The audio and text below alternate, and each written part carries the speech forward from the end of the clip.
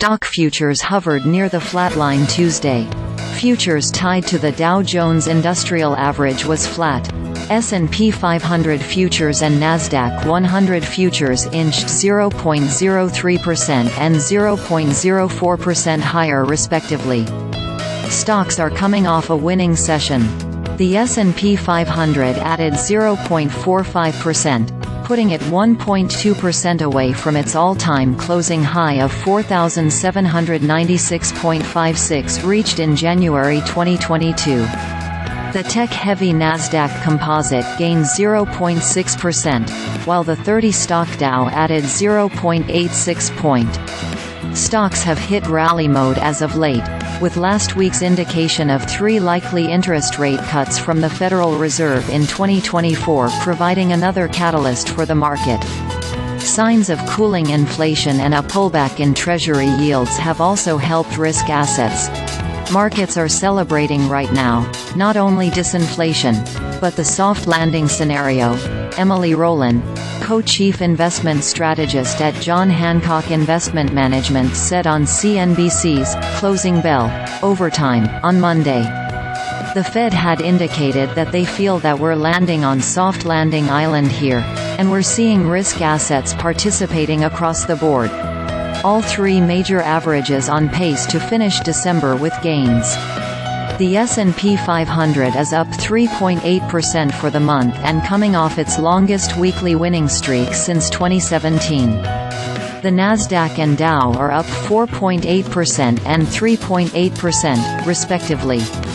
A light week for economic data and earnings continues Tuesday with preliminary building permits data for November and housing starts. Earnings from FedEx are also on deck after the bell. Atlanta Fed President Raphael Bostic is also slated to speak.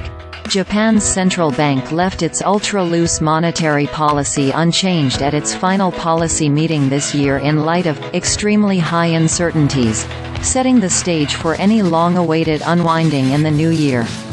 The Bank of Japan voted unanimously to hold interest rates at -0.1%, and stuck to its yield curve policy that references the 1% upper bound for 10-year Japanese government bonds as its limit.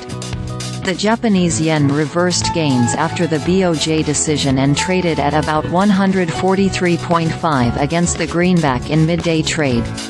Yields on the 10-year Japanese government bonds were largely unchanged. Central Bank Governor Kazuo Ueda is due to meet the press in Tokyo later Tuesday, where he may offer forward guidance on the BOJ's future path of action. For more, please read the full story. Japan's Nippon Steel fell 5.8% to 3,052 yen in the first hour of trading after it agreed to buy U.S. steel for $14.9 billion in cash late Monday. Nippon Steel is buying U.S. steel for $55 per share, representing a nearly 40% premium from U.S. Steel's last closing price of $39.33 on Friday. The acquisition of U.S. Steel will allow Nippon Steel to move toward 100 million metric tons of global crude steel capacity. The Nikkei 225 index was flat, while the broader Topix was 0.3% lower as investors awaited the Bank of Japan's decision on interest rates later in the day. The Japanese yen strengthened against the dollar, trading within the 142 range.